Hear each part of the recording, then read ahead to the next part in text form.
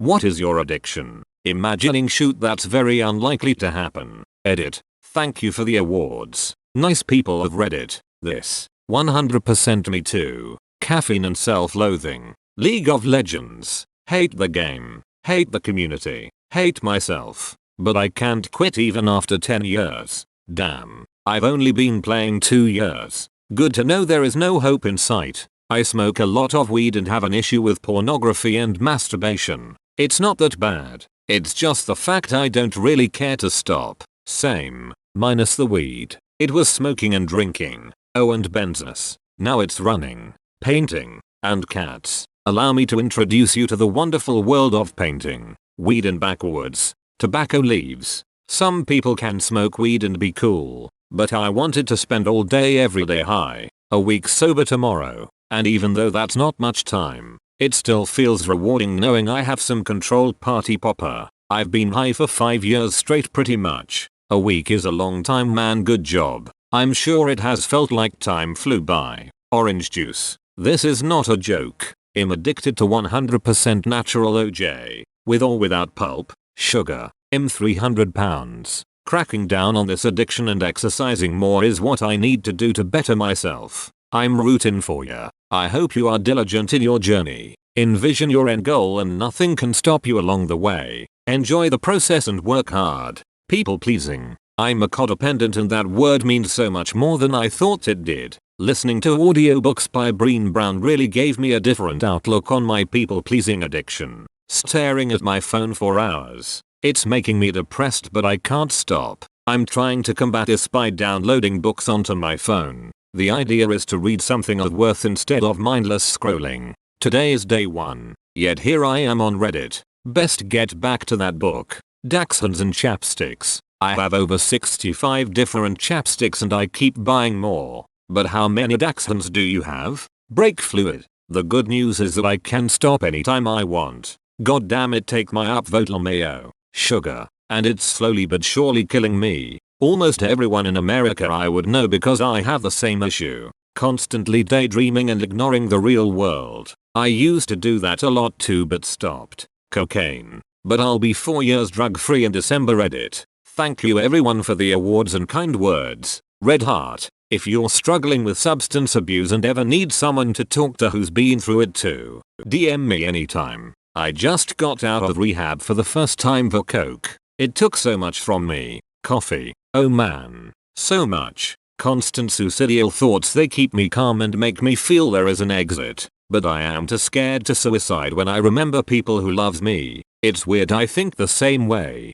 It's almost comforting. And I feel at peace. After I break down OFC LOL. Cause it feels like an exit, and if I'm ever done, poof, that's that. I am so addicted to my phone. It gets in the way of social interactions, responsibilities, and my sleep schedule. I know it's worsening my quality of life, but I can't stop constantly being on it. Every time I think I'm above phone addiction, I remember how I spend so much time on my laptops. I'm addicted to fentanyl. My wife and I separated a little over a month ago and I've had no help, so I ended up in a homeless shelter and started smoking fentanyl to escape the nightmare my life has become. But now my life has a whole different set of issues and I haven't been able to do anything to get off the fent. I used to be on Suboxone for heroin and it worked wonders, but the fent is just as strong and the subs don't work. Trying to detox and a shelter is extremely difficult and I've found a new rock bottom. If you're located in Los Angeles, I can help get you connected with a recovery program. If you're located elsewhere in the country, I could see if you're near someone in our network. You can get through this. Don't let yourself feel alone. Best of luck to you, friend. Coming home after a long day and pouring myself a whiskey and puttering around my garden with my cat and my goofy dog. Just being by myself outside, trimming bushes, watering plants, watching my cat catch bugs and my dog laying in the sun. I'm an introvert and I work with some wonderful and chatty people as well as interact with the public all day. By the time I'm home, I'm peopled out, and those 2 hours or so in the evening saves my sanity. Thank goodness my husband is a wonderful and understanding man, so he leaves me alone until I come inside for dinner. So, I guess I'm addicted to myself. Very wholesome and relatable. Caffeine, sugar, technology, and porn. Me to the T. Alcohol. but I'm 8 months sober now, so there's hope. 3 years here, my dude. You can do it. Reddit is my recent addition to my addiction list. After porn and YouTube, I have trichotillomania, so I pull my hair out. I also eat the hair follicle. Absolutely sucks. Nobody really knows, and I have to spend each day figuring out how to cover up the bald spot on my scalp. Batiste, spelling, has an amazing dry shampoo, but it's dyed according to hair color. I have RLY dark hair and I use a dark dry shampoo, and it RLY looks like thickened hair. I am posting this as a warning. I was addicted to benzodiazepines and alcohol for a few years. I am now in recovery and have since been sober, but I was heavily addicted to mainly Xanax, which is under a class of drugs known as benzodiazepines. They are for anxiety panic usually and give the user a high similar to alcohol without the shooty hangover feeling. Let me tell you that I am in no way trying to downplay any sort of harmful substance. From my experience as a chronic relapser, the worst drug by far, and I have been through both alcohol and benzodiazepine withdrawal, and benzodiazepine withdrawal is much worse and is the only drug you can actually die from withdrawals besides alcohol. They are actually very similar substances as both control your GABA receptor, which allows you to relax. I was someone of high anxiety. I got addicted to Xanax very fast, which is nowadays being cut with fentanyl or something worse. I say this as a warning because all the media attention gets is on opiates, and I have had my fair share of opiate use but was never into them. Really wasn't my thing because they just made me feel really high. They didn't stop my anxiety like Xanax did. I've never seen a news article or report that discusses the dangers of benzodiazepines, which are so commonly prescribed. People need to know the dangers of them. They are extremely dangerous, and even when I went to rehab they couldn't believe I cold turkeyed my first week without having a seizure or dying. Once again, I am not downplay opiates or saying that it should not get media attention. It should, as most pills nowadays are cut, but Xanax benzodiazepines are a serious freaking drug and so easy to get addicted to. I was prescribed it and got it off the streets, and I almost lost my life to that stuff. It got so bad I permanently have some long-term withdrawal symptoms and require medication just to keep my nervous system calm.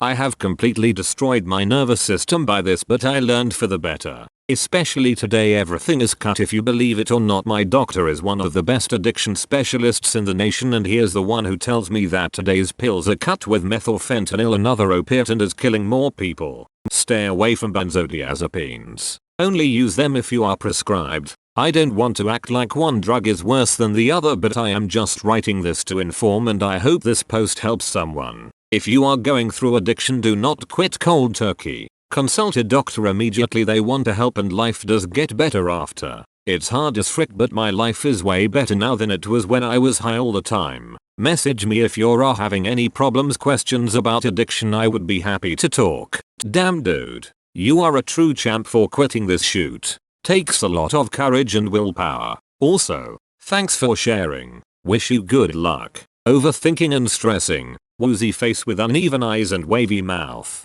Weed. Food. I binge drink often. Sometimes I snort Adderall. Edit. Because I forgot masturbation. Woman with light skin tone face palming. I'm like a chocoholic but for booze. Seeking validation from my mom. Smiling face with tear. Ouch. I'm a mom, so just tell me something you did and I will give you all the validation in the world. You deserve to feel love and happiness. Checking my emails. Not necessarily for work either. Anxious. I'm diving right into my emails. Standing around. You guessed it. I'm checking my email. During Vietnam I smoked a shoot ton of opium. 1968 is kind of melted into 1969. Tar came in sticks like butter for $5 US. The place we got it even had a kid that delivered on his bike. We tipped him porn and food, even let him yank the cord on a 155 howitzer. He was a cool little guy. Now I just smoke my tobacco and occasionally some weed. I'm old and boring now. You don't sound too boring to me, man. Caffeine, nicotine, motorcycle riding, mountain biking. The honesty of people are actually helping others realize their addictions. What a great post question. Same. I go to food when I'm bored. I'm losing weight now and actually 5 pounds away from crossing from overweight to entering the healthy weight band. This isn't my first time unfortunately, but hopefully my last. I'm seeking long-term lifestyle choices rather than just slashing calories and waiting to get back to the same old shoot. Also addicted to Reddit. 4. Anytime there is more than 20 seconds of downtime, my hands have it open before I even realize what I did. Adrenaline. I am a chef with ADHD, so addicted to my job that I can't function without pressure. The COVID lockdowns really damaged me. Also, nicotine and alcohol cause my industry is so unhealthy.